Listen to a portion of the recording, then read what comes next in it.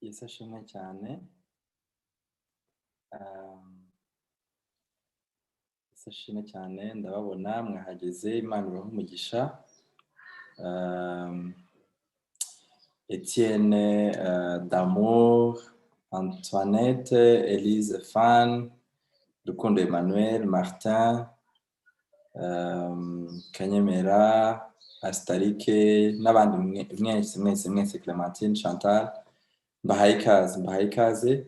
Imana ibahe umugisha kuba mwazindutse, n'abandi mwese ntavuze amazina ariko muhari kuko ndi kubona imibare ari myinshi cyane paraporo y'abo bari kwandika muri chat. Mwese mbahaye ikaze kandi Imana ibahe umugisha. Izina ry'Imana ry'icyubahiro. Imana ishimwe iduhaye amahirwe yo kugira ngo tuganire ijambo ryayo. Ntabwo byadukundiye mercredi ishize na dimanche ejo bundi, ntabwo byadukundiye, ndabiseguraho. Nagize impamvu zangoye zatumye tutabasha kwiga. Narabyifuzaga, icyiciro cyari kinateguye nk'uko narabibagusezeranyije, icyiciro tugiye kwiga cy'isabukuru y'imyaka 700 y'icyumweru, ariko ntabwo byankundiye. Hagati aho murabona ko n'amashusho atameze neza, ntabwo hari ukuntu yijimye, kamera twakoreshaga yarapfuye, donc nabyo murabyihanganira. Uyu munsi ni ukubihanganisha ibintu byinshi, ariko nta kibazo, n'ubundi birivuga yuko abantu Imana bagomba kwihanganirana. Mu minsi ya vuba nikunda tuzongera izanakunda deja tuzongera tuyikoreshe ku buryo amashusho azongera kuba meza nka mbere. Ariko amajwi arabageraho, ndi kubibona. Imana iberwe icyubahiro. Ndumva mbere yuko tutangira icyiciro cyacu twaha Imana icyubahiro, tugaca bugufi, maze twese tugasenga, asigaye tukabona kwinjira mu cyiciro cyacu cy'uyu mugoroba. Reka dusenge Imana. Imana yacu, turagushimiye cyane, izina ryawe ryiza, izina ryawe rihabwe icyubahiro. Tugushimiye yuko wabanye natwe, tugushimiye yuko waturinze, tugushimiye yuko uduha amahirwe Satani yari yatunyaze akazana impamvu zituma tutiga, ariko ukaba uduciriye inzira, tukaba tubonye umwanya n'uburyo bwo kugira ngo tuganire ijambo ryawe. Izina ryawe rihabwe icyubahiro. Turakwinjiza kugira ngo uze utwigishe, kandi nyuma yo kutwigisha unadushyire imbaraga kugira ngo tujye kwigisha n'abandi. Uturinde kuba nk'uko twabibonye ikidusaba, uturinde kuba abagaragu babi, abategereje Yesu mu buryo budafite icyo mariye abandi, ahubwo kugutegeza nk'abanyabwenge, ko twabonye ko abanyabwenge bazi kugirira abandi igerero ry'igihe cyabo. Natwe dufashe kugira ngo ibyo tumenye tujye tubisangiza abandi, tujye tubibabwira, kugira ngo tugukirize imitima myinshi. Tugushimiye ko wumvise gusenga kwacu, tugushimiye yuko uri butuyobore. Tubisabye Imana Data mu izina rya Yesu, amen. Amen. Ndabona muhari. Tugiye gutangirira icyigisho cyacu ku isomo ryiza, ku isomo riboneka. Ariko mbere yuko mbabwira iryo somo, ndongera no gushima, ndabashimira kuko hari abantu babonye tumaze icyumweru tutiga, barahangayika rwose, barampamagara, abafite nimero yanjye baranyandikiye, abandi kuri social media zanjye zitandukanye, hari bari bazi ngo ndarwaye. Mbese mbona yuko rwose bahangayitse. Ni ukuri mwese aho muri ku isi hose mwumve neza yuko mbashimira. Byanyeretse yuko kuko abantu b'Imana bariho, kandi byanyeretse yuko icyo Yesu yavuze ari cyo kuri. Yavuze ko data na mama nabumva ijambo ry'Imana bakarikurikiza. Abantu bumva ijambo ry'Imana, abantu basangira n'abandi ijambo ry'Imana, nabonye yuko bafite urukundo rukomeye, kandi ntekereza ko atari kuri njye gusa no ku bandi babwiriza. Ndabizi neza yuko iyo nganira nabo numva yuko nabo uko bingendekera ariko no ku bandi bagendekera. Mwese Imana ibahera umugisha. Ntabwo nari gutangira nk'abashima icyo kintu. Byanyeretse neza yuko rwose muri abantu b'Imana. Reka rero twinjire mu cyiciro cyacu, dusome isomo riboneka muri Yesaya, ubutumwa bwiza buriboneka muri Yesaya igice cya 8:15 tugeza ku 22. Ahasigaye iri somo niryo tugiye gufunguriraho. Icyiciro cyacu kitubwira isabukuru y'icyumweru. Isabukuru y'icyumweru, Yesaya igice, turasoma igice cya 8 muranyihanganira isomo ntabwo naryanditse, ntabwo nabitayipinze ariko andi yose aranditse. Yesaya igice cya 8 mwafata muri Bibiliya mugasoma. Yesaya igice cya 8 turasoma umurongo wa 15 tumanuke tugeze ku murongo wa 20. Handitse ngo Yesaya igice cya 8 umurongo wa 15 kugeza ku murongo wa 20. Nababwiye mwihangane isomo ntabwo naryanditse muri PowerPoint muri presentation ariko andaranditse. Niba nakibatwe mwafata Bibiliya tukajyana. Haranditse ngo benshi bazamusitaraho bagwe bavunike, bazategwa bafatwe. Benshi bazamusitaraho bagwe bavunike, bazategwa bafatwe. 16 bumva ibihamya, amategeko uyafatanisha ikimenyetso mu bigishwa banjye. Murabyumva? Bumva ibihamya, amategeko uyafatanyishe ikimenyetso mu bigishwa banjye. Ni ukuvuga ngo mu mategeko y'Imana harimo ikimenyetso, harimo ikimenyetso kigomba gutuma amategeko yose abafashwe. 17 nuko Uwiteka wimaga amaso ab'inzu ya Yakobo nzamutegereza murindire. 18 dore njyewe n'abana Uwiteka yampaye turabo kubera Abisirayeli ibimenyetso n'ibitangaza bituruka ku Uwiteka Nyiringabo utuye ku musozi wa Siyoni. 19 kandi nibababwira ngo nimushake abashitsi mubashikishe, mushake n'abapfumu banwigira bakongorera, mbese abantu ntibari bakwiriye gushaka Imana yabo bakaba ariyo babaza? Mbese iby'abazima byabazwa abapfuye? Umurongo wa 20 ari wo murongo abantu benshi bakunda gusoma cyangwa tugiye dukunda kwifashisha cyane. Handitse ngo kubw'ibyo rero nimusange amategeko y'Imana n'ibiyahamya, niba tavuga ibihwanye n'iryo jambo nta museke uzagenza gute?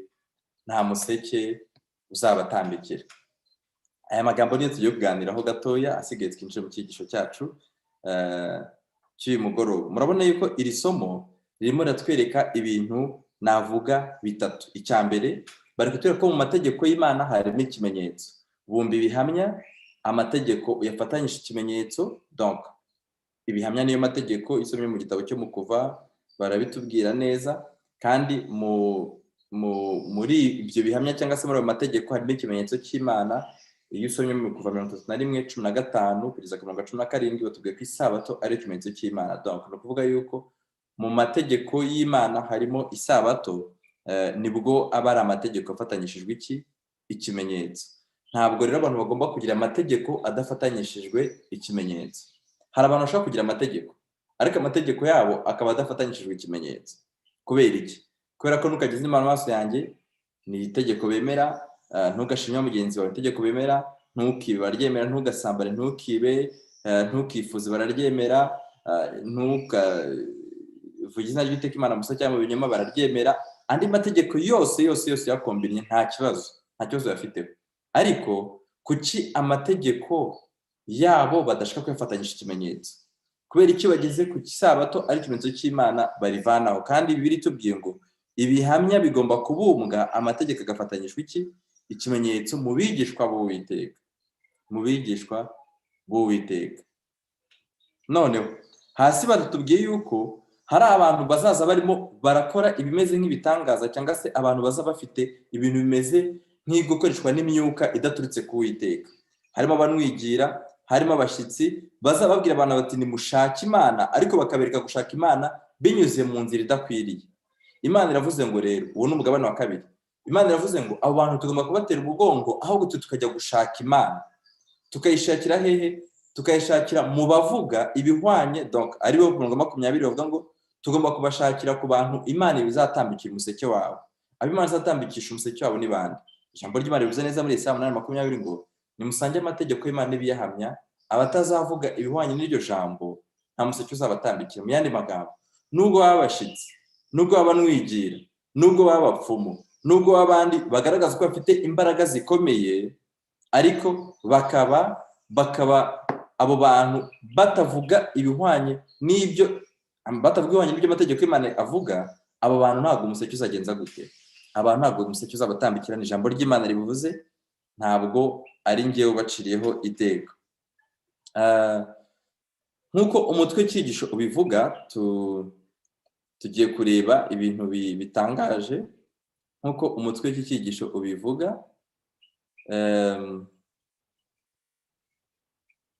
Reka nze sharing screen. Ku itariki ya 7 turaza no kubisoma. Ku itariki ya 7 z'ukwezi kwa gatatu mu mwaka wa 321, nyuma y'uko Kristo avukiye mu isi yaranasubiye mu ijuru, hari igikorwa cyabaye. Icyo gikorwa cy'ikinyamakuru cyitwa Deutsche Welle, murakibona, ikinyamakuru mpuzamahanga. Hari umuntu mwambwiye ngo sinzajya mvuga ngo ni ibinyamakuru byizewe kuko ni umuntu wize communication, arambwiye ati ibintu twebwe twize n'izi itangazamakuru, ati ibintu twebwe twize ntacyo kwizerwa kirimo, dukoresha ibinyamakuru muri propagande zacu. Arambwira ati ntuzongere kuvuga ngo ni byizewe, ujye uvuga ngo ni mpuzamahanga gusa, nabyo kwizera, you never know. Okay, uwo muntu ndamushimiye, ndabizi ko ajya kurikirana ibyigisho. Bref, reka dusome ibi bintu byo mu kinyamakuru mpuzamahanga kizwi. Hano ni Deutsche Welle, murabibona, ni ikinyamakuru ntekereza yuko abantu benshi tuzi, yaba ari abo mu Rwanda no mu Burundi ndetse n'abakoresha Ikinyarwanda n'Ikirundi, aho bari hose ku isi. Haranditse ngo igitekerezo, baravuga ngo abayahudi babaye mu Budage kuva na mbere. Donc ntabwo nshaka kujya mu bya politike byabo, reka twisomere iyi paragraphe. Baravuze ngo muri 2021 Abadage barizihiza imyaka 1700 y'abayahudi bamaze hano mu misozi yo muri Alpes. Bref, reka nge kuri ino ntuza kuri paragraphe niyo nshaka cyane. Iyi paragraphe ndabona, nizeye ko murayibona. Haranditse ngo another important European anniversary from 321. Indi sabukuru y'ingenzi cyane mu Burayi yabayeho mu mwaka wa 2021 ni iyi ngiyi yo mu kwezi kwa gatatu, yerekana uburyo donc rimwe na rimwe gusemura biragoye. Illustrates just how much Constantine's era still shapes our world. Ni ukuvuga ngo ibyakorwaga mu gihe cya Constantine mu mwaka wa 321, Deutsche Welle baratubwiye ngo ibyo bintu nibyo bintu isi birimo birashapinga isi yacu uyu munsi. Kwishapinga no kuvuga ngo nibyo birimo isi yacu biragenderaho. Isi yacu iteguwe kugira ngo igendere kuri gahunda Constantine yashinze mu mwaka wa 321, kandi ibyo babyanditse bari kuvuga n'ubundi ku isabukuru y'icyabaye mu mwaka wa 321. Icyo cyabaye ni iki? Reka tugisome. Haranditse ngo it was then that the emperor established Dies Solis, the day of the sun, which eventually became Sunday.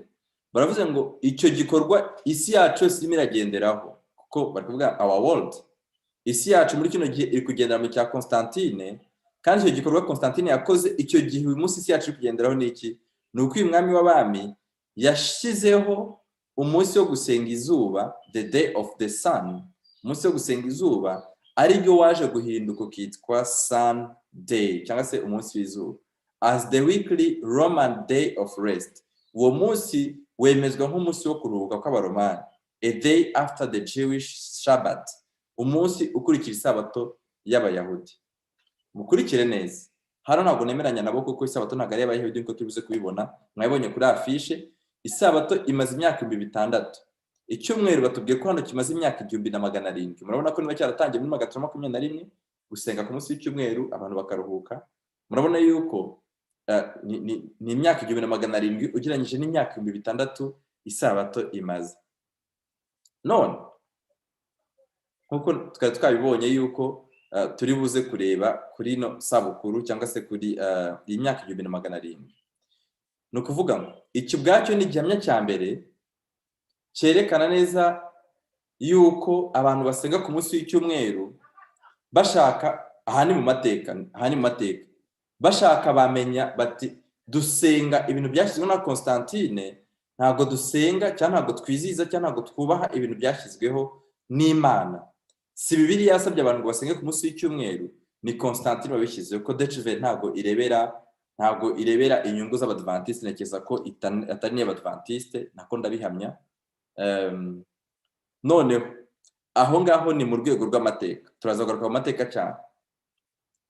mateka cyane, batubwiye yuko iyi si yacu uyu munsi irimo iragendera cyangwa se yabaye shaped cyangwa se irimo iragendera kuri gahunda Constantine yashyizeho, niko batubwiye. Hano mu kinyamakuru cyandikiwe muri Canada mu cya 1923 baravuze ngo Sunday cyangwa se umunsi w'izuba uriya tubonye Constantine yashyizeho, baravuze ngo the mark of the purposes authority, ni ikimenyetso cy'ubutware bw'ubupapa.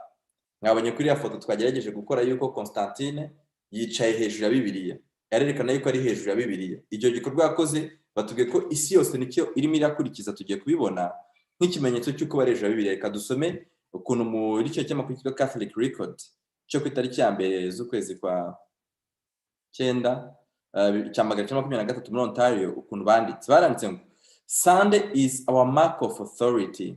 Icyumweru ni ikimenyetso, ni ubupapa bumwe barabivuga, icyumweru ni ikimenyetso cy'ubutware bwacu. The Roman Church is above the Bible. Kiliziya Gatolika y'i Roma iri hejuru ya Bibiliya. And this transference of Sabbath observance is the proof of that fact. Kandi icyo gikorwa cyo kwimura isabato tukayivana samedi tukayishyira dimanche, icyo gikorwa cyo kwimura ukwera kw'isabato ni igihamya cyerekana yuko Kiliziya Gatolika iri hejuru ya Bibiliya. Aho ngaho turebye mu kinyamakuru cyabo, twabye no mu kinyamakuru kitabogamiye ku idini cyitwa Deutsche Welle, batubwiye yuko Constantine igikorwa yakoze muri 1921, donc tariki 7 hari uzi imyaka 1700 ari igikorwa isi yose irimo iragenderaho. Ni nkaho mu yandi magambo twavuga ngo isi iri gusubira uko Constantine abyifuje mu tariki 7 z'ukwezi kwa 3 muri 1921. Kiliziya Gatolika rero niyo iri kubyungukiramo hano. Reka twumve icyo intambara ikomeye noneho bavuze. Ubwo turebye mu kinyamakuru cy'Abagatolika, turebye mu kinyamakuru kidashingiye ku idini cya Deutsche Welle, reka turebe no mu gitabo cy'umwuka w'ubuhanuzi, kubera ko rimwe na rimwe abantu barabyanga bavuga bati wabisomye mu gitabo cya Ellen White, wabisomye mu gitabo gishingiye ku idini ryanyu. Ariko Deutsche Welle ntabwo ari ikinyamakuru cy'idini, ndetse na Catholic Records ntabwo ari ikinyamakuru cy'idini ry'Abadventiste, ni ba nyiri ubwite babyivugira. Reka tube mu ntambara ikomeye twumve niba bari buhuze.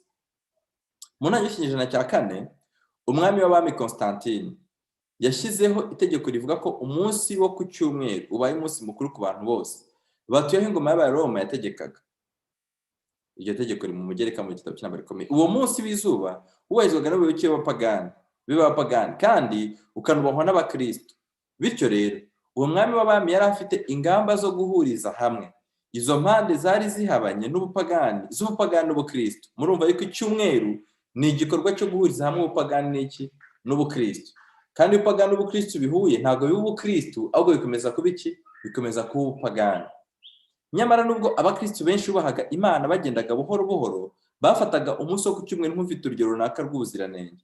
Bari bacyubahiriza isabato nyakuri, bayifata nk'umunsi wa Nyagasani, kandi bakawizihiza bumvira itegeko rya 4. Ubwo hari imigabane ingahe? 2. Hari umugabane w'abantu bemeye uko kwihuza kw'itorero na leta, maze bakemera ubwo bupagani bwihuje n'ubukristo n'ubundi bukomeza kuba upagani.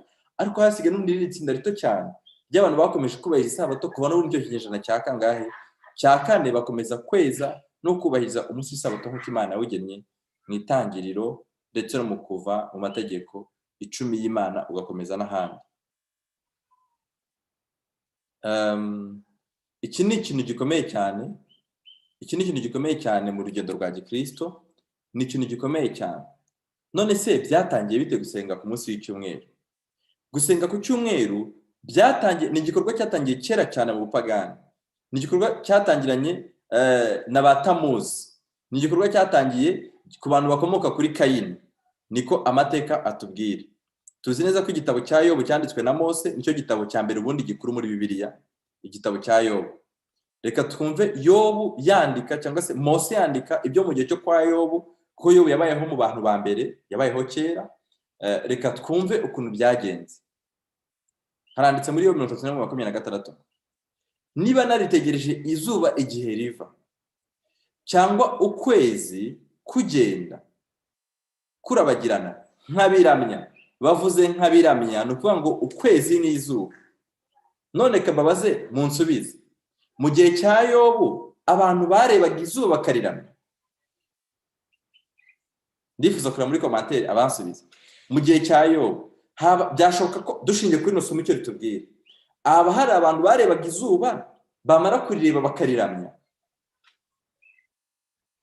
Yego cyane rwose. Mu gihe cya Yobu abantu barebaga izuba bakariramya. Mu gihe cya Yobu gusenga izuba byari biriho. Mu gihe cya Yobu abantu basengaga izuba, abantu basengaga ukwezi, abantu basengaga astronomy, ubundi ikomoka mu pagani.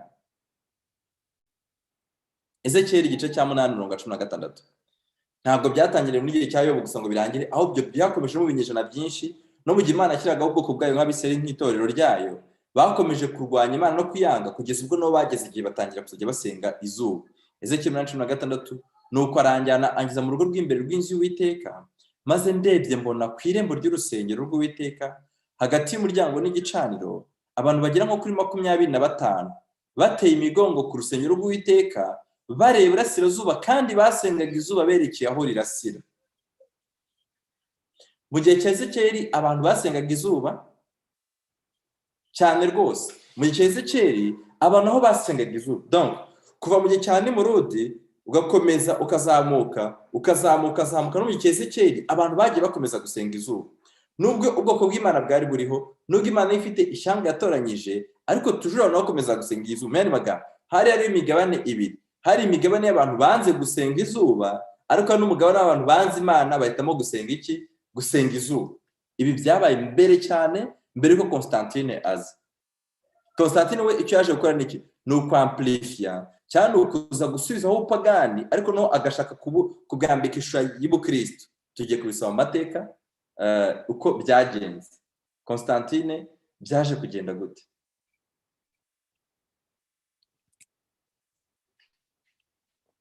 Reka tujye mu mateka turebe byaje kugenda gute kugira ngo tumenye twebwe uyu munsi aho tugeze. Byaje kugenda gute kugira ngo Constantine kiriho gusenga izuba. Gusenga izuba nubwo byitiriwe Constantine tubonye byatangiye mbere cyane yuko Constantine abaho, kuko Yobu yabayeho mbere ya Constantine, Ezekiel yabayeho mbere ya Constantine. Constantine icyo yaje gukora ni ugusubizaho upagani bwahozeho, ariko akabuzana mu ishusho ya Gikristo. Mu ishusho ya Gikristo. Okay. Kubona hano article ziriwe ngufi.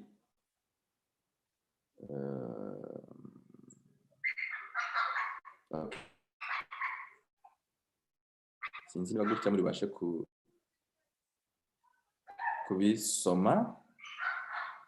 Biri mu Cyongereza, hari abantu bajyambye kuki utwigisha mu Cyongereza, no kugira ngo bimwe mu mwimerere wabyo. Hatazagira abantu bavuga bati no ibi ntago tubyemeye, kuki bisemuye dukene mwimerere wabyo. Ni byiza yuko ibintu biguma mu mwimerere wabyo. Muzajye mubyihanganira abatazi Cyongereza, tugerageza kubishyira mu Kinyarwanda gatoya. Hano baratubwira amateka. Iyi ni dictionnaire, ni Wikipedia dictionnaire kuri internet. Bagiye kutubwira amateka. Isabato byaje guhinduka gute, kuki byahindutse gutyo? Reka dusome, ntacyo bitwaye, ni byiza gusoma. Ni dictionnaire nkoranyamagambo. Baranditse The Hebrew Shabbat, isabato y'Abaheburayo, uretse ko ku musozi w'icyigisho nubwo isabato bakomeje kwitira Abaheburayo, turaza gusanga yuko atari y'Abaheburayo. Isabato ni abantu bose bahitamo inzira y'Imana, bashaka kuyoboka Imana.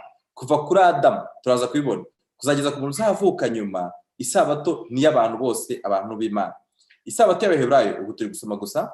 Isabato y'umunsi wa karindwi w'icyumweru, the seventh day of the week, is often spoken of loosely as Saturday. Ivugwa n'abantu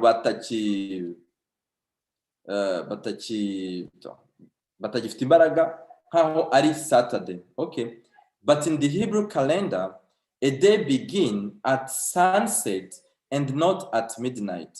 Baravuga ati ntago ari samedi gusa nk'umunsi wa samedi ari byo banditse hano, ahubwo baravuga bati kuri kalendari y'Abaheburayo isabato itangira vendredi izuba rirenze, donc kalendari y'Abaheburayo yerekana ko umunsi utangira nimugoroba izuba rirenze nk'aya masaha ukageza undi munsi izuba rirenze, nibwo umunsi uba wuzuye. Ntabwo umunsi utangira na saa sita z'ijoro. Ibi ni Wikipedia irimo irabyandika. A day begin at sunset and not at midnight. Reka dukomeze. The Shabbat, therefore, coincide with that in now commonly identified as Friday sunset to Saturday night. Murabona isabato ku bw'ibyo itangirana na vendredi, Friday izuba ritangiye, ikarangirana na samedi nimugoroba. Murumva wenda kambibwe n'Abadventiste ko hari benshi kwa nyuma bakomeza bakikora activite zabo. Isabato Wikipedia igiye kubitwigisha nubwo bibiri bivuga neza mu gitabo cy'Abalewi. Isabato itangira vendredi nimugoroba izuba ritangiye, igasuza samedi nimugoroba izuba rirenze. When the three stars are visible in the night sky, izuba rirenze inyenyeri zitangiye kugaragara. Similarly, ari nako bimeze. The Hebrew first day of the week, Sunday, umunsi wa mbere w'icyumweru, ariwo Sunday, bavuze yuko ari the first day of the week. Icyumweru ntabwo ari umunsi wa karindwi, ni umunsi wa mbere w'icyumweru. Extends from sunset, which in common parlance ari Saturday evening, ni ukuvuga ngo icyumweru gitangira na samedi nimugoroba, to sunset, kuzageza dimanche nimugoroba. Donc samedi nimugoroba izuba rirenze nibwo icyumweru kiba gitangiye, kigasoza n'ubundi nimugoroba dimanche, which is on what is generally called Sunday evening, nibwo icyumweru kirangira. The Sabbath continued to be observed. Isabato yakomeje kubahirizwa ku munsi wa karindwi mu itorero rya mbere, in the early church. Itorero rya mbere rivuga mu itorero ry'intumwa. Hasi baraza kwikontrediza, baraza kwinyurana, baraza babyita gute? Kwinyuranya, baraza kuvuga ibitandukanye n'ibyo bavuze mbere, kubera ko hano bagaragaje ko isabato yisizwa ku munsi wa karindwi mu itorero rya mbere, ariko hasi baraza kuvuga yuko abigishwa basengaga ku cyumweru n'iki, atari kandi ntabwo ari byo, kubera ko hano baragaragaza neza ukuri. To this day, kuri uyu munsi w'isabato, the liturgical day continued to be observed in line with the Hebrew reckoning in church calendar in Eastern Orthodox. Ibi ni amateka bari kuvugaragaza uburyo isabato yizizwaga. Bref, ibi ntabwo ushaka kujya kubisoma byinshi cyane. Reka tujye hano baratangiye gukontrediza. Reka tujye kuri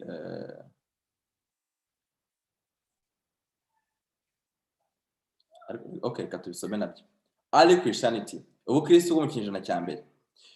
Abakristo b'Abayahudi bakomeje kwizihiza isabato, ariko bakongera bagahura no ku munsi wa mbere w'icyumweru. No, isabato irangiye, murumva isabato yarangiraga nimugoroba, nukuvuga ngo icyumweru cyabaga gitangiye on Saturday evening. Murabyumva ko nibwo isabato yabaga gitangiye, ibwo icyumweru cyabaga gitangiye isabato irangiye. Murabyibuka ari kuvuga mu gihe cya Utuko, ubwo yagwaga batanga n'isomo, baranje bavuga yuko basengaga, bashatse kubihuza bavuga bati basengaga ku isabato bagasenga no ku cyumweru, ariko sibyo, ahubwo nuko ijambo ry'Imana ryabaga ryabaryoheye. Namwe murabizeye igihe tuganira mukambwira muti oya, nushaka ukomeze, ushaka ukomeze, kandi nabyo muri gahunda yanjye navuze ngo icyiciro ngomba kurenza isaha, ariko hari igihe mumbwira muti komeza, ndabibona muri commentaire, hari igihe mujya muti komeza, turashaka bamwe muri mwebwe, of course nagari abantu bose. Bref, nabo ntabwo byari itegeko, ntabwo basengaga ku munsi wa mbere w'icyumweru, ahubwo nuko abantu byari byabaryoheye. None Pawulo yakomeje kubigisha, barangije nimugoroba bari gusenga, nibwo Utuko yandikaga. Bref, reka dukomeze twige amateka. It was Emperor Constantine who decreed that Christians should no longer keep Sabbath and keep only Sunday. Ni umwami w'abami Constantine washyizeho itegeko, waciye iteka ko abakristu batagomba kongera kuzaterana ku munsi w'isabato. Haruguru batubwiye isabato yariyo ni samedi, itangira vendredi nimugoroba ikarangira samedi nimugoroba, ahubwo ngo bajye basenga gusa ku munsi w'icyumweru, the later part of the first day of the week.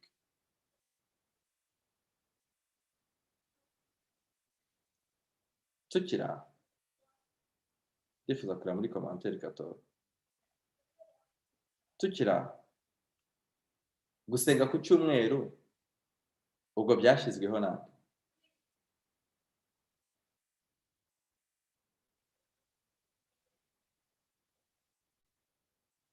ikibazo cya Safari Ezekiel turaza kugisubiza turi gusoza. Nta gisabato ari y'Abadventiste kuko bari kwitira abayahudi, kandi icyo nanjye nababwiye ko ntakemeranya n'ibyo ndi gusoma, kuko isabato yatangiranye na Adamu. Ibyo twabibonye ahari, wenda nibwo mwari mugitangiye. Urakoze Maurice no kwivuguruza, iryo jambo rya ryananiye. Ikibazo turaza kugisubiza Safari Ezekiel. Turaza kubona ko isabato Imana yahaye abantu bose. Muri Aziya barayubahiriza, n'Aborthodoxe bamwe na bamwe barayubahiriza. Ni byiza ko icyo kibazo turaza kugisubiza. Hari n'isomo rya Bibiliya ryo muri Yesaya turi bugikoresha dusubiza. Bref, murabona ko aba bantu iyo basenga ku munsi w'icyumweru ntabwo baba bayobotse Imana, ahubwo bayobotse ibyo Constantine yagenje gute, ibyo Constantine yashizeho. Nyuma y'uko Constantine ashizeho ibi ngibi, mu nama yabereye i Nice, mu nama yabereye i Nice ndumva ari mwaka wa 335, murumva Constantine yashyizeho ibi mu mwaka wa 321. None muri 325 hari konsili yabereye i Nice. Konsili ya mbere ni urwego rukomeye cyane muri Kiliziya Gatolika, yatari mwaka wa 325. Nibwo mutagatifu witwa Silvestre yemeje ibyavugiye muri iyo nama. We ntabwo yayigiyemo, ariko yari yatumye abagabo babiri bari bayigiyemo. barangije baramubwira ibyavugiye muri iyo nama, arangije arabyemeza. Ibyavugiye muri iyo nama, abagabo babiri yari yatumye harimo Vitus na Vincentius nibo yari yatumye. Noneho ibyavugiye muri iyo nama we arabyemeza. Mu byavugiye muri iyo nama havugiyemo iki? Havugiyemo kwemeza itegeko ry'icyumweru. Havugiyemo kwemeza itegeko ry'icyumweru, ari nabyo byanditse hano mu gitabo cyitwa Uruhererekane rw'Abapapa. Ni umupapa witwa Silvestre wa mbere. Baravuze ngo yavukiye i Roma, atorwa tariki 31 z'ukwezi kwa mbere muri 314, apfa muri tariki 31 z'ukwa 12 335. Ni wa mbere wambaye ikamba ry'ubupapa, ni nawe wakoranyije konsili ya mbere y'i Nice. Murumva iyo bavuga ngo papa wa mbere yari Petero, harimo kwivuguruza, ntago ari ibyo, kubera ko papa wa mbere yari uyu nguyu, ni wa mbere wambaye ikamba. Donc i Nice, muri konsili Nice yandi yashizeho iyi ndanga kwemera dukoresha mu misa, credo, kugira ngo izuka rya Nyagasani aba aryo rihimbazwa. Yashyizweho icyumweru. Ubwo icyumweru cyashyizweho na Constantine, cyaje kwemezwa na Papa Constantine, cyaje kwemezwa na Papa Silvestre wa mbere. Noneho n'abandi bantu bose bagenza gute? N'abandi bantu bose barabikurikira. Murakurikiye, turi hamwe? Aho turimo turagana ni heza. Hari impamvu nifuza ko tugera ahantu nifuza ko tugera. Ibyo bintu byo muri 321 uyu munsi ntago bikiri mu rwego rw'Abagatolika gusa, ahubwo n'amadini ya Giprotestant menshi yaje kubikurikira.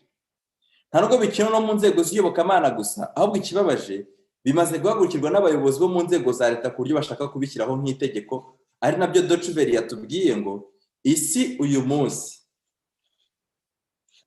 munsi irimo irayoboka, irimo iragendera kuri gahunda yashyizweho nande?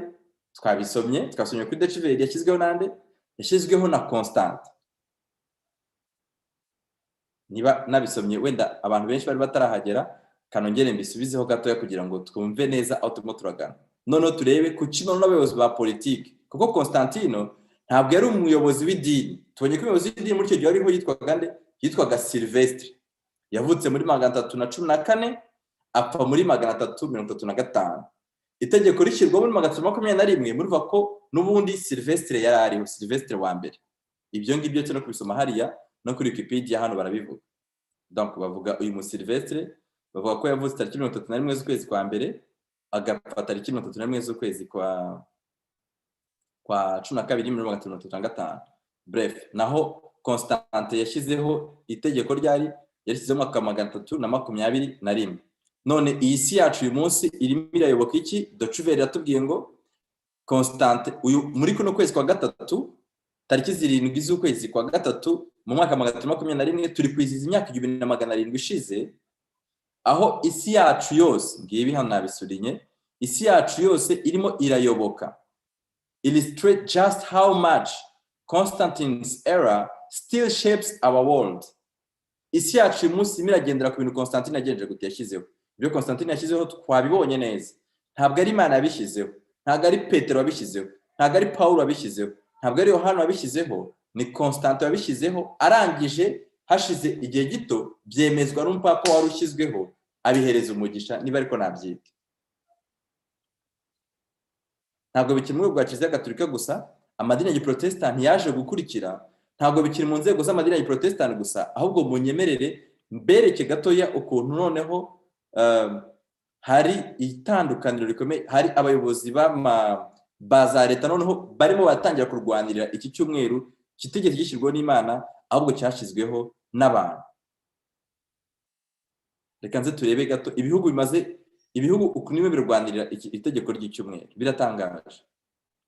Kuva mu 2021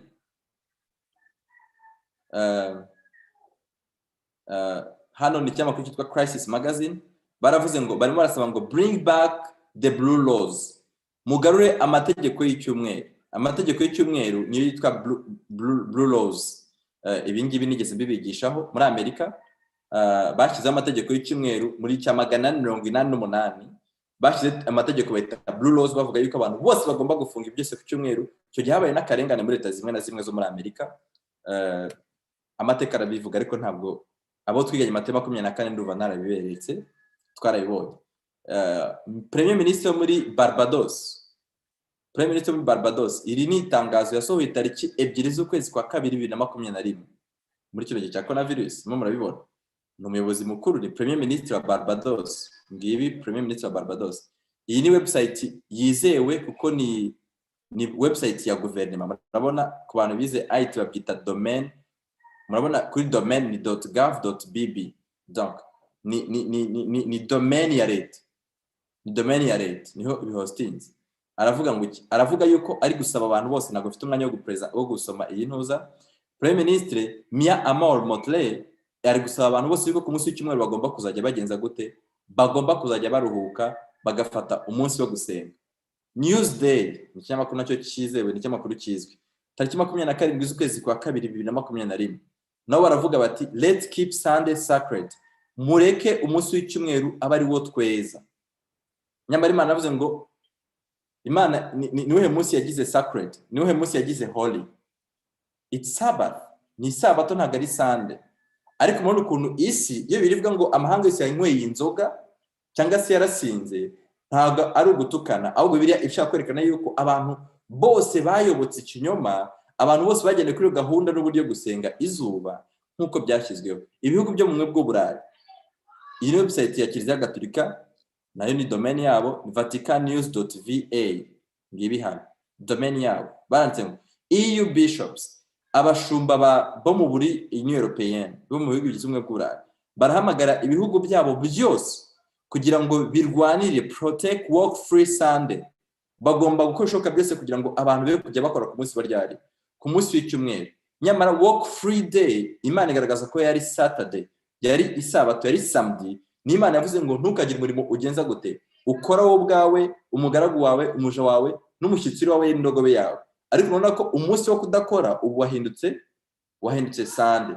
Muri Philippine Espinoza, muri ukuntu bikurikiranye tariki 23 z'ukwezi kwa 2 2021 aravuga gute? Espinoza reimpose the blue Sunday law. Muri ukuntu amatariki akurikiranye, Premier Ministre wa Barbados mu kwezi kwa 2 arahamagara abantu yuko bagomba kuruhuka ryari, ku munsi w'icyumweru. Hano Newsday baravuga yuko bakeneye yuko icyumweru kinza gute cyezwa. Abashumba bo mu bihugu by'Uburayi barahamagarira isi mu bihugu byabo yuko abantu bagomba kuruhuka ku munsi w'icyumweru. Muri Philippines mwumve impera z'isi zose ziratangatanzwe yuko abantu bagomba kuvuga ngo baruhuke umunsi w'icyumweru ashyizweho nande na Constantine, ukemezwa cyangwa ugabwa umugisha nande na Sylvestre wa mbere. No muri Philippines baravuga bati muruhuke ku munsi w'icyumweru. Ibi bintu byerekana mu ntambara ikomeye baranditse ngo ntabwo bishobora kwikora gutya ngo kandi byose bibere mu gihe kimwe mu matariki amwe mu kwezi kumwe. Ibi ngibi ni cyerekana imbaraga z'abajesuite bahindutse abajyanama b'abayobozi, nk'uko mu gitabo cy'intambara ikomeye handitse yuko bagiye bazamuka mu ntera bagahinduka abajyanama b'abami cyangwa se b'abami aribo empereur cyangwa se abaperezida. Muri kino gihe niko twavuga, kugira ngo inama bagiriye, kuko baba bafite uburyo bumvikana, inama bazagira umuperezida muri Philippines izumvikana muri Barbados, izumvikana muri Trinidad na Tobago, izumvikana ahantu hose. Reba no muri Turkiya, ni igihugu kitari cy'abakristo, baravuga ngo dispute flesh tariki 28 z'ukwezi kwa 2 2021. Dispute flares up as Turkish tradespeople want malls closed on Sundays. Abacuruzi bo muri Turkiya barashaka yuko amaduka manini malls azajya afungwa ku munsi wa ryari, ku munsi w'icyumweru. None bwoko bw'Imana, murabona ahantu tugeze, ibintu byashizweho na Constantine uyu munsi nibyo birimo biremezwa, uyu munsi nibyo rugenderwaho. Ntabwo bikiri mu nzego z'iyobokamana gusa, ahubwo n'abayobozi baza leta, nk'uko muri kubibona bose bari gusaba yuko itegeko icyumweru kinza gutegishyirwa. Abantu mwize neza iby'ubuhanuzi murabizi nta gushidikanya yuko twabwiwe yuko icyumweru umunsi kizagirwa gahato kuva ku munsi w'icyumweru nibwo hazaba haje igihe cy'akaga kitigeze kigenza gute, kitigeze kibaho. Nibwo hazaba haje igihe cy'umubare utarigeze ubaho, nk'uko ijambo ry'Imana ribivuga mu gitabo cy'ibihame by'itorero. Reka ayo magambo tuyasome ne kuyavuga mu mutwe. Igitabo cy'ibihame by'itorero umuzingo wa 7 bavuze ngo iki? Ibihame by'itorero umuzingo wa 7. Mbega umuntu utakwemera yuko icyumweru ari ikinyoma abisomye kuri Wikipedia, ntabyemera abisomye mu ntambara ikomeye, ntabyemera abisomye mu binyamakuru bya Kiliziya Gatolika ubwayo, ntabyemere abisomye mu binyamakuru bidashingiye ku idini nka kuri twasomye muri Docheveri, ntabisomye ngo abone yuko ari igihimbano cyashyizweho, bityo azibukire ajye muri Bibiliya avuga atari ko Bibiliya ngiyo nsomye mbona ivuga ibi, cyane ko twasomye na bintu byose byemeze ko isabato y'ukuri ari samedi. Uyu muntu aba afite umwuka w'Imana uyoboye, cyangwa abashaka n'ubundi gukomeza kuyoborwa n'indi mbaraga. Ntabwo mvuze ko abantu basiga ku cyumweru baciyeho iteka. Hari icyigisho nzigisha cyerekana hari abantu benshi cyane basenyera amadini asenga ku munsi w'icyumweru, bashaka Imana by'ukuri ariko batazi umucyo kuri ibi ngibi. Hari abantu bajya banyandikira message hano kuri telefone yanjye, ndabafite benshi kuva dutangiriye bino byigisho by'ubuhanuzi bya Mercredi. Benshi hari abasengera kwa Gitwaza, hari abaratse ibyo gusenga, benshi surtout mu Rwanda baranyandikira bambwiye ngo turagushimira yuko tumaze kumenya umucyo. Hari umwe mu bantu wanansabye ko azatanga ubuhamya, rimwe nzamuconnectinga tuganire abasharing ubuhamya bw'icyo ibyigisho by'ubuhanuzi byamweretse, ko yaramaze igihe kirekire cyane yibaza atari ko inzira ndimo ni y'ukuri, abisenga Imana iza kumufasha, aza kubona umucyo. Yaranambwiraga ngo akeneye kubatizwa. Rero murabona yuko hari abantu benshi cyane bashaka Imana, hari abantu benshi cyane bari muri aya madini asenga ku cyumweru, bajijishijwe n'abayobozi b'amadini babo, badashaka ko bamenya uyu mucyo, badashaka ko bamenya ko ari mu kinyoma, badashaka ko bamenya ko bakurikiye Kiliziya Gatolika yiyunze na, kuko Kiliziya Gatolika ni state ikaba na church, ni itorero ikaba na leta. Murabizi ko Vatican ni itorero, amemta ikaba na leta. Mu yambye itorero banditse amagambo meza, banditse ngo igikorwa giheruka ibindi byose muri iyi ntambara iheruka ni igikorwa cyo gufata amategeko y'abantu agasimbura amategeko y'Imana, kwerereza icyumweru mu cyimbo cy'isabato ya Bibiliya, kandi icyo gikorwa kigashyigikirwa n'abayobozi ba leta zo mu isi. None twaba twegereje, twaba turi mu gikorwa giheruka ibindi byose muri ntambara iheruka. Ngiye nizera umwuka w'ubuhanuzi ko wahumetswe nk'uko na Bibiliya yahumetswe. None kubyizera nkanjye akaba nta gushidikanya, kuko ibintu byose rero White yabyandika byagiye bisohora, twagiye tubyigana n'ubu tzakomeza kubyigana. Igikorwa giheruka niba tubyizera nk'uko n'ibindi yagiye avuga, twagiye tubona byagiye bisohora.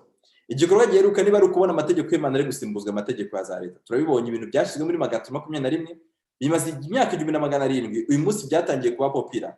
uyu munsi abayobozi ba za leta barabishyigikiye cyangwa babishyigikiye? Bake tumaze gusoma, ariko si bake gusa, ni hafi ya bose, niba atari na bose, none murabona turi mu gikorwa giheruka ibindi bikorwa byose mu ntambara iheruka. Aya magambo yanditse mu bihamya by'itorero, murimo murayabona kuri volume ya 7 page 141. Isabato ni umunsi, niyo kimenyetso cy'Imana.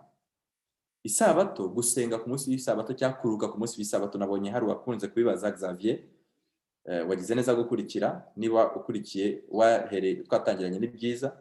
Kuruhuka ku munsi w'isabato no gusenga ku munsi w'isabato, uretse ikiboneza mvugo, icyo turi kuvuga ntegeza ko kirimo kirumvikana. Bibiliya tujye kubibona hano igaragaza ko isabato ari ikimenyetso cy'Imana. Ijuru n'isi n'ibirimo byinshi byose birangira kuremwa mu minsi 6. Ku munsi wa 7 twabonye umunsi wa 7 tukifashisha Wikipedia ni samedi.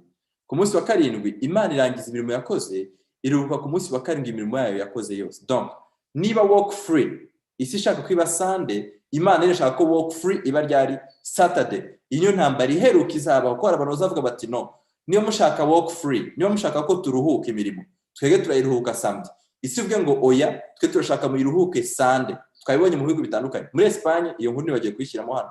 Muri Espagne ho ejo bundi ba celebrate bavuga ngo tumaze imyaka 100 igihugu cyacu cyarashyizeho amategeko yo kuruhuka ku munsi w'icyumweru. Imana ihumugisha umunsi wa 7 samedi, iraweza samedi kuko ari Imana yarukemo imirimo yakoze yose. Aho ni mwitangiriro. Isabato yatangiranye no kuremwa kw'isi. N'isabato yatangiranye no kuremwa kw'isi. Nuvuga ngo uyu munsi isi imaze imyaka 600. Isabato ubwo bivuze ngo imaze imyaka irenga 600 nk'iyo isi imaze. Mu gicumuro cyo kimaze imyaka 2700 kandi institution yashyizweho n'abantu. Yesaya 66 havuga ngo iki? Haratweka amaherezo y'isabato. Haranditse ngo nk'uko ijuru cyane n'isi nshya nzarema bizahoraho imbere yanjye, ni kuri urubyaro rwawe n'izina ryawe bizahoraho, ni ko Uwiteka avuga. Igihe kizaza uhereye mu mboneko z'ukwezi ukageza mu mboneko z'ukundi, no guhera ku isabato ukageza ku yindi. Abantu bose bazajya baza gusenga imbere yanjye, ni ko Uwiteka avuga. Nuko bazasohoka bajya kureba intumbi z'abacumuye, kuko inyo zabo zitapfa kandi n'umuriro ntuzime. Bazatera abantu bose gushishwa. Murabona yuko isabato no mu isi nshya izakomeza kugenza gute? Izakomeza kubaho. Ibi twarabyiganye, abantu twiganye byisho bivuga abakuru 24 twari byiganye twibaza tuti ese mu ijuru ibihe birabarwa. Twabonye yuko Kristo ni izuba ryo gukiranuka, ariko mu ijuru ibihe bizagenza gute? Ibihe bizabarwa, iminsi izakomeza kubaho nubwo izuba ataba riva umucyo waryo, kuko Kristo azaba arisha umucyo. Murabyibuka twarabyiganye. Abashaka kubimenya muzagende mu ibyiciro bya Matayo 24 kuri no channel biriho, muze kuya kuri playlist yitwa Matayo 24. Murabona ko isabato yatangiranye n'icyumweru cyo kurema. Imana imara gusubiza ibintu no mu buryo. Isabato izakomeza kuboneka, abantu bazakomeza ku munsi w'isabato kuza imbere y'Uwiteka. Murabona igihe kizaza uhereye mu mboneko z'ukwezi ukageza ku mboneko z'ukwezi, no guhera ku isabato ukageza ku yindi, abantu bose bazajya baza gusenga imbere yanjye. Ngiye ikibazo cya Xavier kirasubijwe. Abantu bazajya baza gusenga ku munsi w'isabato imbere y'Uwiteka. Kandi isabato twayibonye yuko wari samedi, Kiliziya Gatolika na Constantino babishyizeho yuko ugomba gusengwa dimanche ukimurwa. Kiliziya Gatolika imaze kubihamya, irangije ibyita ikimenyetso cy'ubutware bwayo. Nuvuga ngo ikimenyetso cyuko Kiliziya Gatolika irusha Bibiliya ni icyumweru. Ese Yesu yasengaga ku munsi w'isabato? Ko tumenye ko nukuza imbere y'Uwiteka. Yesu ku munsi w'isabato nibwo yazaga imbere y'Uwiteka gusenga. Iminsi yose turasenga, ariko ndi kuvuga kuza guterana abantu bakaruhuka. Abantu bakaruhuka nk'ikimenyetso cy'uko bayobotse icyo Imana yavuze. Muri Luka igice cya 4, Luka igice cya 4:16 haranditse ngo ajya Nazareti yarerewe ku munsi w'isabato yinjira mu sinagogi nk'uko yamenyereye, arahagara ngo asome. Yesu yari yaramenyereye gusenga ku munsi w'isabato, ntabwo Yesu yigeze ajya guterana ku munsi w'icyumweru na rimwe. None se isabato yaba ari y'Abadventiste kubera ko kiragiye bavuze ngo ni y'Abayuda, ariko si y'Abayuda kubera ko Imana irema, nabyibagiwe reka mbivugire hano. Imana irema mu itangice cya 2. Imana cyo isabato Abayuda bari batarabaho. Nubwo isabato bayiritiye Abaheburayo ni ubwoko bwaje kuzabaho nyuma ya Aburahamu, kubera ko mbere ya Aburahamu Imana irema isabato n'ubundi yari yarashyizweho. Kandi nyuma no ku bandi bantu bose bashaka kuzeza umunsi w'isabato, Imana rero yabahaye isabato yuko ari umunsi bagomba kuruhukaho. Yesaya 56:1 kugeza kwa 7. Yesaya 56:1 kugeza kwa 7 haranditse ngo Uwiteka aravuga ati mwitondere by'ukuri mukore ibyo gukiranuka, waba ushaka kugendera mu nzira y'ukuri, waba wumva wifuza kugendera mu nzira yo gukiranuka, ukavuga uti ngewe inzira yo gukiranuka icyo binsaba cyose nzi ko gukiranuka kwanjye ari Kristo, ariko Kristo niwe unyobora, nk'uko Pawulo yavuze ngo nshoboza byose na Kristo imbaraga. Abayoborwa na mwuka nibo bana b'Imana, mwuka azatuyobora mu kuri kose, niko ijambo ry'Imana rivuga. Niyoborwa n'umwuka ukaba ushaka kugendera mu nzira y'ukuri niyo gukiranuka, mukora ibyo gukiranuka ko agakiza kanjye kari hafi, no gukiranuka kwanjye kugiye guhishura. Hahirwa umuntu ukora ibyo n'umwana w'umuntu ubikomeza, akeza isabato ntayice. Murabona yuko mu nzira yo gukiranuka no kweza isabato birimo, akarinda ukuboko kwe ngo kudakora icyaha cyose. Kandi umunyamahanga, hari uwabivuze avuga ati muri Arabia, nanjye nagiye muri Dubai, narabibonye ku isabato rwose barafunga, vendredi nimugoroba barafunga, kubera ko murabizi yuko Abarabu hari ukuntu bafitanye isano na Aburahamu, ni histoire ndende ntashaka kujyamo. Nababwiye ko Abarabu no muri Israel bose weekend yabo ni vendredi na samedi, uretse ko ejo nabonye Netanyahu ahindura itegeko avuga yuko nabo muri Israel bagiye kuzajya bagira dimanche, samedi na dimanche, kuko isi yose igomba kuyoboka inyamaswa ikayitangarira, niko ijambo ry'Imana rivuga. Kandi umunyamahanga, ubwo nabo Barabu natwe Abanyarwanda ko turi abanyamahanga, Bibiliya icyo gihe twitaga abanyamahanga. Kandi umunyamahanga uhakwa ku Uwiteka, ye kuvuga ati Uwiteka ntazabura kuntandukanya n'ubwoko bwe. Hagiye tuvuga tuti ibyo ni ibyabo ngabo, ibyo ni ibyabo ngabo, ngewe Uwiteka abasha kuntandukanya n'ubwoko bwe. Yanganishyeho itara n'ubwoko bwe. Kandi ninkoneye kuvuga iti dore ndi igiti cyumye, n'umunyamahanga ye kuvuga ati ibyo ni ibyabo ngabo, ngewe ntabwo bindeba. Kuko Uwiteka avuga ati iby'inkone zeza amasabato yanjye, zigahitamo ibyo nishimira, zigakomeza isezerano ryanjye, nzazishyira urwibutso mu nzu yanjye no mu rurembo rwanjye, nzihe n'izina rita kugira abahungu n'abakobwa, nzaziha izina rihoraho ritazakurwaho iteka ryose. Amen. Muruve ko n'umunyamahanga uvuga ngo ndifuza kugendera mu nzira y'Uwiteka, arasabwa nawe kweza isabato y'Uwiteka akayikurikiza.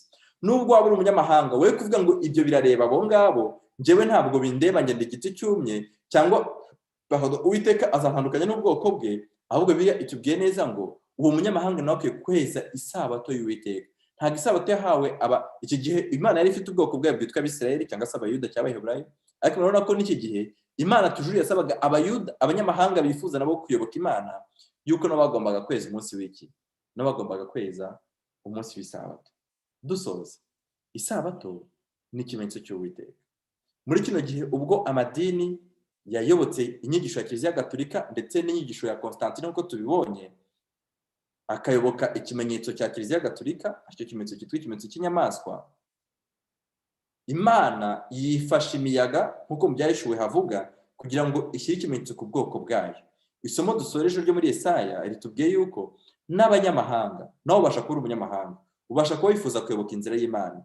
Imana iragusaba ngo nawe weze umunsi w'isabato, ubisengere, wongere ucukumbure mu ijambo ry'Imana, wongere usenge uteyobowe n'amarangamutima, wongere utekereze uvuga uti ko mbyisomeye mu binyamakuru, ko mbyisomeye mu gitabo cy'uruhererekane rwa Papa, ko mbyisomeye batandukanye. Mana, ese nkomeze umutima wanjye winangire hejuru y'ibyo maze kubona, ko mbonye igihe isabato yatangiriye ko kiruta cyane igihe cy'umweru cyatangiriye, ko mbonye origine y'icyumweru, nkomeze nezite, nkomeze nshidikanye, cyangwa nyoboke icyo washyizeho. Imana igufashe ugufata icyo cyemezo cyiza.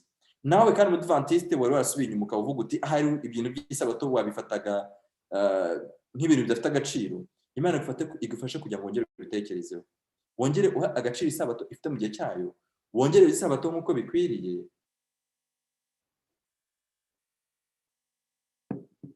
Imana igufashe ubwo ubitekerezaho, waba uri umudventiste cyangwa waba utari umudventiste, waba uri wasenga ku munsi w'icyumweru, Imana igufashe kugira ngo mu gihe usobanukiwe ijambo ry'Imana rivuga ngo ntacyo tubasha gukora kugira ngo turwanye ukuri keretse kurwanira mu Bakorinto niko handitse.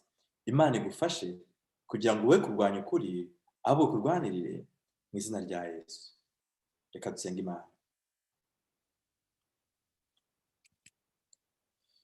Imana.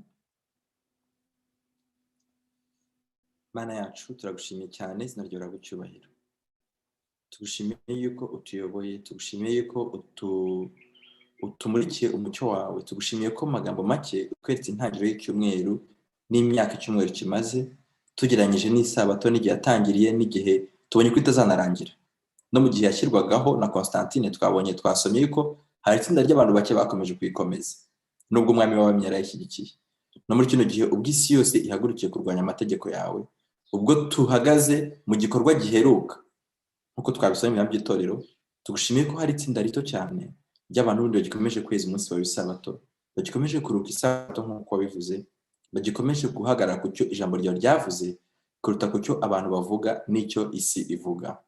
Natwe turakunze kugira ngo dukore muri uwo mugabane.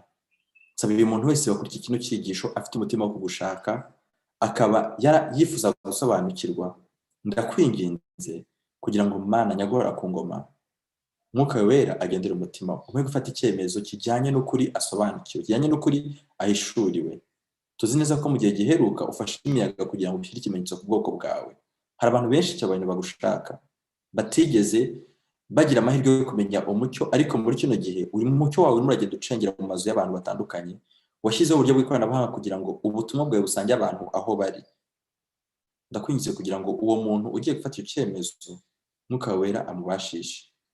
Tugushimiye ko bise gusenga kwacu, kandi ntugishidikanya ntukinangiye, umugenera andi mahirwe Mana, we gutuma aba uzarimbuka akazacirwaho iteka kubw'umucyo yamenye akabirengagiza, ahubwo umuhe andi mahirwe kugira ngo azasobanukirwe byimbitse, azongere kubona umucyo uruse kuri uyu, ariko n'ubundi umuganisha mu kuri, kuko ukuri kwawe ari ukw'iteka ryose. Ishimwe n'icyubahiro bikomeze bibe byawe iteka ryose, mu izina rya Yesu, amen. Amen. Imana ibahe umugisha, ndabashimiye cyane kandi mbifurije umugoroba mwiza. Yesu abarinde, ubwo tuzongera dimanche twiga ku gutsindishirizwa n'ubwo kwizera, n'ubundi Imana niduha uburyo. Yesu abarinde, mugire ibihe byiza.